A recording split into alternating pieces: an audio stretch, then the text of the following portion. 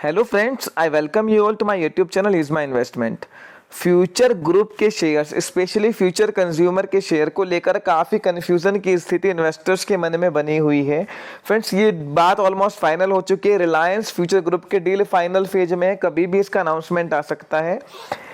Media के हवाले से ये न्यूज़ भी आ चुकी है कि किस प्राइस के आसपास ये डील हो रही है। इसके बाद काफ़ी कन्फ्यूजन की स्थिति बनी हुई है। जिन्होंने फ्यूचर ग्रुप के शेयर्स इस एंटिसिपेशन में लिए हुए हैं कि इस डील पर उनको काफ़ी बड़ा प्रॉफिट हो सकता है। आज की इस वीडियो में हम आपको बताने वाले हैं फ्रेंड्स कि आपने फ्यूचर ग्रुप के शेयर्स अगर लिए हुए हैं, स्पेशली फ्यूचर कंज्यूमर के बारे में डिटेल में हम बात करेंगे, और बाकी जो शेयर्स हैं उनको भी हमने डिस्कस किया है कि आपका रिस्क रिवॉर्ड रेशियो क्या है, यानी कि ये डील अगर होती है तो मैक्सिमम प्रॉफिट होने के चांसेस क्या हैं, और जो है शेयर अगर नीचे की बात करें तो कहां तक जा सकता है। वो पूरी कैलकुलेशन हमने आपके लिए करी है। फ्रेंड्स, मीडिया स्पेकुलेशंस के थ्रू जो खबर आई है वो सब आपको पता है, हमने अपनी पिछली वीडियो में भी डिस्कस करी थी। आज की वीडियो में हम सिर्फ प्योरली रिस्क रिवॉर्ड और कैलकुलेशन पर बात करेंगे। फ्रेंड्स, आज की वीडियो में हमने क्या क्या कवर किया है कि जो फ्यूचर कंज्यूमर का और अदर जो फ्यूचर ग्रुप के शेयर हैं वो इस डील में कहाँ स्टैंड करते हैं, मतलब उनका मिनिमम और मैक्सिमम प्राइस इन्वेस्टर को क्या मिल सकता है इस डील के बाद में, पॉसिबल डाउनसाइड और अपसाइड क्या है, वर्स्ट और बेस्ट केस सिनेरियो में, यानी कि अगर डील पूरी तरह से शेयर होल्डर के फेवर्स में आती है तो बेस्ट केस में कितना यहाँ से बढ़ सकते हैं, और अगर डील शेयर होल्डर के फेवर में नहीं आती है तो वर्स्ट केस सिनेरियो क्या है, और जो एग्जिस्टिंग इन्वेस्टर हैं जिन्होंने ये शेयर्स ऊपर के रेट पे या नीचे के रेट पे लिए हुए हैं, या जो इन न्यूज़ बेस पे नई पोजीशन बनाने की सोच रहे हैं, उन्हें अब क्या करना चाहिए। फ्रेंड्स, फ्यूचर कंज्यूमर का शेयर जो है पीछे ₹5.5 के आसपास का लो बना के इन्हीं डील की जब न्यूज़ फ्लो आया था तो ₹18.5 के आसपास गया है, क्योंकि ये स्टॉक ऑलरेडी ₹18 के रेट पर भी अपने हाई से काफ़ी करेक्टेड था। तो उसमें काफ़ी सारे लोगों ने डील की एंटिसिपेशन में 15, 16, ₹17 के आसपास से काफ़ी पोजीशन बनाई हुई है। इस शेयर की बात नहीं करते हैं, सारे जो शेयर्स हैं फ्यूचर ग्रुप के उनमें भी करंट प्राइस से काफ़ी ऊपर के रेट पे इन्वेस्टर्स की पोजीशन है। अब हम बात करते हैं कि इस डील में वो सब इन्वेस्टर्स जिन्होंने ऊपर के रेट में लिए हैं वो कहां स्टैंड करते हैं और उनको प्रॉफिट या लॉस होने के चांसेस क्या हैं। फ्रेंड्स, बहुत ब्रीफ में मैं आपको बता रहा हूं कि 23,000 करोड़ के आसपास जो है यहां पर जो ये रिपोर्ट आ रही है कि ये डील हो सकती है। फ्रेंड्स, अलग अलग मीडिया से अलग अलग टाइप की रिपोर्ट आई है। ब्रीफ में मैं आपको बता देता हूं। शुरू से ये बात आ रही है कि जो पांचों एंटिटी हैं, retail, consumer, lifestyle, supply chain और मार्केट नेटवर्क, इनको फ्यूचर एंटरप्राइजेस में मर्ज कर दिया जाएगा, और जो इसमें कंट्रोलिंग स्टेक है वो रिलायंस खरीद लेगी। कुछ मीडिया ने यह भी बताया है कि फ्यूचर कंज्यूमर पहले डील का पार्ट नहीं थी, पर अब वो भी डील का पार्ट है, और वहां पर जो है एक माइनर स्टेक जो है रिलायंस खरीद सकता है, और ये उनका पहला, अपनी ही तरह का पहला इन्वेस्टमेंट होगा किसी फुल फ्लैज एफएमसीजी कंपनी में। फ्रेंड्स, पहली बात तो ये है कि मतलब इन न्यूज़ का कोई बेस मुझे लगता नहीं है, क्योंकि फ्यूचर कंज्यूमर के जो प्रोडक्ट्स हैं वो फ्यूचर के रिटेल स्टोर्स में सेल होते हैं। फ्यूचर कंज्यूमर और फ्यूचर रिटेल, वो रिटेल कंपनी है और ये एफएमसीजी मैन्युफैक्चरिंग कंपनी है, पर इनके प्रोडक्ट का फ्यूचर रिटेल के स्टोर्स के बिना मार्केट में कोई वजूद नहीं है, और बहुत ज़बरदस्त सेल फ्यूचर कंज्यूमर के प्रोडक्ट्स जो है फ्यूचर रिटेल के आउटलेट से जनरेट कर रहे हैं। काफ़ी पॉपुलर प्रोडक्ट हैं, काफ़ी बड़ी ब्रांड है, तो ये ऑब्वियस है कि फ्यूचर रिटेल जो खरीदेगा फ्यूचर कंज्यूमर उसके पास जानी चाहिए, मतलब फ्यूचर कंज्यूमर को भी वो खरीदेगा। तो हम ये मान के चलिए कि जो न्यूज़ आ रही है कि पांचों कंपनियां फ्यूचर एंटरप्राइजेज में मर्ज होंगी, उसमें रिलायंस कंट्रोलिंग स्टेक खरीदेगा। ऐसा होना चाहिए, फ्यूचर कंज्यूमर भी जो है रिलायंस के पास ही जाएगी और कंट्रोलिंग स्टेक जाएगी। फ्रेंड्स, ये डील 23,000 करोड़ रुपए में होने की बात है। अब पूरी कैलकुलेशन आप समझिए, लगभग 13,000 करोड़ की जो डेट है वो पूरे फ्यूचर ग्रुप के ऊपर है, जिसमें से जब पहले नेगोशिएशंस हो रहे थे, मीडिया रिपोर्ट्स भी आई थी कि रिलायंस जो है काफ़ी एडवांस स्टेज में लेंडर्स के साथ नेगोशिएशन कर रहा है, और रिलायंस चाहता है कि लेंडर एक काफ़ी बड़ा हेयर कट ले, क्योंकि कंपनी ऑलरेडी डिफॉल्टेड है। फ्यूचर ग्रुप जो है लोन रिपेमेंट में डिफॉल्ट कर चुकी है। ऐसे में जब एनसीएलटी में अगर जाती कंपनी तो वहाँ पर काफ़ी बड़ा हेयर कट लेना पड़ता। तो ऑब्वियसली जब डेट रिडन कंपनी को कोई दूसरा बायर खरीद रहा है तो वो चाहेगा कि वो हेयर कट लें। यहाँ पे 30% के आसपास की हेयर कट की बात चल रही थी। 13,000 करोड़ की डेट है, 30% हेयर कट की बात चल रही है। आगे समझिए फ्रेंड्स, डील का साइज 23,000 करोड़ है। ये सारी कंपनी जो बात चल रही है कि 5 कंपनी को एक में मर्ज करेंगे, पांचों की मार्केट कैपिटल मैंने आपके लिए लिखी है जो करंट सीएमपी फ्राइडे की क्लोजिंग के हिसाब से है। रेट घटता बढ़ता है तो मार्केट कैपिटल उस हिसाब से उसी रेशियो में चेंज हो जाएगी। फ्यूचर कंज्यूमर के 2250 करोड़, रिटेल की 6000 करोड़, लाइफ की 2400 करोड़, सप्लाई चेन 640 और market network 137। Future enterprises itself market capital 812 crore है। कलेक्टिव मार्केट कैपिटल 12-12,500 करोड़ के आसपास बैठती है। जो ये सारी एंटिटी है जिसमें कंट्रोलिंग स्टेक रिलायंस खरीदने की बात कर रहा है। 23,000 करोड़ की डील है फ्रेंड्स। 13,500 करोड़ की डेट है। उसमें अगर हेयर कट लेंडर लेते हैं और वहां पर जो है डेट जो है 8-9,000 करोड़ डेट की वैल्यू बैठती है हेयर कट लेने के बाद, या उससे कम, डिपेंड कितना हेयर कट लेते हैं। 2,000 करोड़ की पर्सनल डेट है किशोर बियानी की, जिसको लेके नेगोशिएशन एडवांस स्टेज में है, जिसको लेके बता रहे हैं कि ये डील अटकी, अदरवाइज 31 जुलाई को ही ये डील फाइनल हो जानी थी। फ्रेंड्स अब 23,000 करोड़ में से डेट का पोर्शन काफी बड़ा है, उसके बाद पर्सनल लायबिलिटी है। उसके बाद फ्रेंड्स जितनी भी फ्यूचर ग्रुप की कंपनी है जिनको कंट्रोलिंग स्टेक खरीदने की बात हो रही है, इनका इक्विटी साइज काफी बड़ा है।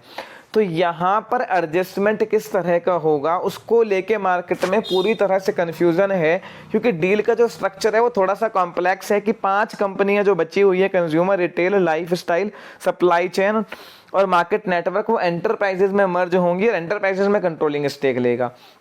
अगर ये एंटरप्राइजेज में मर्ज होती हैं तो ऑब्वियस है कि इनके शेयर होल्डर्स को एंटरप्राइजेस के शेयर्स मिलेंगे, या फिर हो सकता है एक ही बारी में ओवरऑल रिलायंस के शेयर सबको मिलने हैं तो 5-6 कंपनी का जो स्वैपिंग रेशियो रिलायंस के शेयर के साथ है। पर अगर पहले मर्ज करेंगे तो ऑब्वियस है कि उनको एंटरप्राइजेस के शेयर मिलेंगे और फिर एंटरप्राइजेस वालों को रिलायंस के शेयर मिलेंगे। वहां पर जो पूरी कैलकुलेशन है वो देखने वाली होगी। अब बात आती है फ्रेंड्स कि जिन्होंने, मैं फ्यूचर कंज्यूमर की बात कर रहा हूँ, उसी रेशियो में आप बाकी स्टॉक को देख सकते हैं कि जिन्होंने फ्यूचर कंज्यूमर का शेयर 7-8 रुपए में या ऊपर 16-17 रुपए में लिया है, या रिटेल का शेयर नीचे 90-95 या ऊपर 120-30 में लिया है, वो कहाँ स्टैंड कर रहे हैं। फ्रेंड्स इस स्ट्रक्चर को देखते हुए और जिस प्राइसिंग पे ये डील हो रही है, रिलायंस एक ऐसा प्रमोटर है जो हमेशा शेयर होल्डर्स का ख्याल रखता है। पहले भी जहां इन्होंने स्टेक खरीदी है, शेयर होल्डर्स को कभी भी डिसअपॉइंट नहीं किया है। इस करंट के प्राइसिंग के हिसाब से डेट रिपेमेंट करने के बाद और जो है पर्सनल डेट है उनकी, उसको रिपेमेंट करने के बाद प्रमोटर की जो पूरी होल्डिंग है फ्यूचर ग्रुप में वो प्लेज भी है, तो वो प्लेज शेयर छुड़ाते हैं। तो मोटा मोटा मान के चलिए करंट से थोड़ा प्रीमियम उनको मिलना चाहिए। पर यहाँ कन्फ्यूजन क्या है कि ग्रुप कंपनी 6 है और लिस्टेड है, तो किस कंपनी को क्या स्वैपिंग रेशियो मिलेगा, वो कैलकुलेशन थोड़ी सी कॉम्प्लेक्स है। यही एक रीजन है कि आप देख रहे हो लगातार स्टॉक रेंज बाउंड है, ना वो नीचे जा रहा है ना ऊपर जा रहा है, क्योंकि कन्फ्यूजन की पूरी तरह से स्टेज बनी हुई है। दूसरा, फ्यूचर रिटेल में न्यूज आई थी कि जो रिलायंस है वो सारी ब्रांड्स को रिटेन रखेगा, तो हमने देखा फ्राइडे के सेशन में थोड़ी तेजी देखने को मिली थी। ये बात तो ऑब्वियस है कि चाहे कंज्यूमर की ब्रांड्स हैं चाहे रिटेल की, रिटेन तो उनको करेगा ही क्योंकि वो ऑलरेडी बहुत बड़ी ब्रांड्स हैं। अब फ्रेंड्स बात आती है पॉसिबल आउटकम और नेक्स्ट स्ट्रेटेजी क्या होनी चाहिए। फ्रेंड्स करंट प्राइसिंग और स्ट्रक्चर को देखते हुए ये स्टॉक ऑलरेडी करेक्टेड है और मार्केट कैपिटल के हिसाब से हेयर कट लेने के बाद भी शेयर होल्डर के लिए एटलीस्ट जिस प्राइस पे ये शेयर ट्रेड कर रहे हैं वो रेट तो मिलना ही चाहिए, उससे 10-20% का प्रीमियम भी मिल सकता है। तो यहाँ पर जो रिस्क रिवॉर्ड है उनके लिए जिन्होंने करंट सीएमपी या इसके आसपास लिया हुआ है, डाउनसाइड रिस्क ना के बराबर है, चाहे वो कंज्यूमर का शेयर हो, रिटेल का या किसी और का। और उनके लिए जिन्होंने थोड़ा ऊपर के लेवल पे लिया है, सपोज करिए कंज्यूमर का शेयर किसी ने 16 रुपए पे लिया हुआ है, फ्रेंड्स उसको रिस्क मैक्सिमम मान के चलिए 10 या 15% का है कि हो सकता है प्रीमियम 30-40% ना मिलके करंट से 20% मिले और स्वैपिंग रेशियो के हिसाब से शेयर की वैल्यू 14-15 रुपए बैठे जब शेयर एक्सचेंजेस हो। तो और उसके बाद भी अगर आपको शेयर मिलेंगे एंटरप्राइजेस के मिले, ओवरऑल तो फाइनली आपको रिलायंस के ही शेयर मिलने हैं, तो रिलायंस के शेयर आपको मिल जाएंगे। वहां पर बहुत अपसाइड है क्योंकि इस डील के बेसिस पे जो रिलायंस रिटेल के शेयर हैं, जो अनलिस्टेड एंटिटी है रिलायंस ग्रुप में मर्ज है, उसकी वैल्यू ही जो है मार्केट ग्रे मार्केट में 3-4 गुना चल रही है। पीछे 2 लाख करोड़ की मार्केट कैपिटल पे शेयर स्वैप हुए थे और अब उसकी मार्केट कैपिटल 6 लाख करोड़ के आसपास है। तो ओवरऑल अगर आपको रिलायंस के शेयर मिल जाएंगे तो स्लोली एंड ग्रेजुअली वहां पर अगर थोड़ा बहुत आपका लॉस होता है, अगर आपने काफी ऊपर के रेट पे लिया है, वो वहां कवर हो जाएगा। तो यहाँ रिस्क रिवॉर्ड हर तरह से आपके फेवर में है, या ना कैपिटल इरोड होने का डर है, ना ही कुछ ऐसा है कि एक्सचेंज रेशियो स्वैपिंग रेशियो ऐसा आ जाएगा कि कंज्यूमर की वैल्यू है रिटेल फ्यूचर रिटेल की वैल्यू यहाँ से 40-50% कम पे होगी, क्योंकि इस प्राइसिंग के हिसाब से आपको ये जो प्राइस चल रहा है इस पर थोड़ा प्रीमियम मिलेगा। पर ऑब्वियस है फ्रेंड्स, चल शेयर इसलिए नहीं रहे हैं क्योंकि पूरा कन्फ्यूजिंग स्टेट बनी हुई है कि किस तरह से स्वैपिंग रेशियो का किस शेयर के लिए कितना आएगा। क्योंकि अगर एक कंपनी होती तो कैलकुलेशन हो जाती मार्केट कैपिटल के हिसाब से और प्राइसिंग के हिसाब से, पर कंपनीज 5-6 तो किसके लिए क्या आएगा। जनरली फ्रेंड्स, मेरा अपना पर्सनल एक्सपीरियंस जो है 12-13-14 साल का मार्केट में, जितना मैंने इस तरह के कॉम्प्लेक्स स्ट्रक्चर्स देखे हैं, टेक ओवर्स देखे हैं, वहां पर CMP और मार्केट कैपिटल के हिसाब से ही आता है। थोड़ा बहुत 15-20% ऊपर, 15-20% नीचे। मेरा ऐसा मानना है कि 14 रुपए के आसपास की वैल्यू फ्यूचर कंज्यूमर के शेयर की बैठनी चाहिए। हो सकता है थोड़ी उससे ऊपर भी बैठे, किस तरह से प्राइसिंग पे होती है। यहाँ शेयर्स होल्डर को कोई बहुत ज़्यादा नुकसान या कैपिटल इरोड होने के चांसेस लगभग ना के बराबर। और कुछ मीडिया रिपोर्ट्स ये बात कह रही हैं कि कंट्रोलिंग स्टेक की जगह फ्यूचर कंज्यूमर के शेयर में रिलायंस सिर्फ माइनॉरिटी स्टेक खरीद सकता है। अगर ऐसा फ्रेंड कुछ होता है कि यहाँ पर माइनॉरिटी स्टेक खरीदे और बाकी जो शेयर्स हैं एंटरप्राइजेज में मर्ज होके बाद में रिलायंस के शेयर मिलें, तो फ्यूचर कंज्यूमर के शेयर में तो बहुत ज़बरदस्त प्रॉफिट जो है शेयर होल्डर को होगा। अगर माइनॉरिटी स्टेक खरीद के इस नाम के साथ ही रिटेन करती है ये कंपनी, एज इट इज रहती है, पर उसके चांसेस फ्रेंड्स इस डील को देखते हुए ना के बराबर लग रहे हैं। चांसेस ऐसी बात क्या है कि ये भी उसमें मर्ज होगी और बाद में रिलायंस के शेयर ही सबको मिलने चाहिए। जिन्होंने थोड़ा सा ऊपर के रेट पे लिया, बिल्कुल पीक पे जो अभी बनाया था हाई इन स्टॉक्स ने, उनको थोड़ा बहुत हो सकता है कि माइनर लॉस हो, वो भी बाद में कवर हो जाएगा जब रिलायंस के शेयर उनको मिलेंगे। तो यहाँ ऐसा डरने घबराने की जरूरत कुछ नहीं है। थोड़ा सा पेशेंस रखिए, मान के चलिए कि ज़्यादा टाइम नहीं लगेगा, अगले 1 से 1.5 हफ्ते में इस डील का अनाउंसमेंट हो जाना चाहिए और पूरी क्लियरिटी मार्केट को मिल जाएगी। फ्रेंड्स, फर्दर आपकी कोई भी क्वेरी फ्यूचर ग्रुप के किसी भी शेयर्स को लेकर हो, आप मुझे कमेंट सेक्शन में बताइए। और अगर आपको ये वीडियो पसंद आई है तो लाइक एंड शेयर कीजिए। Thank you.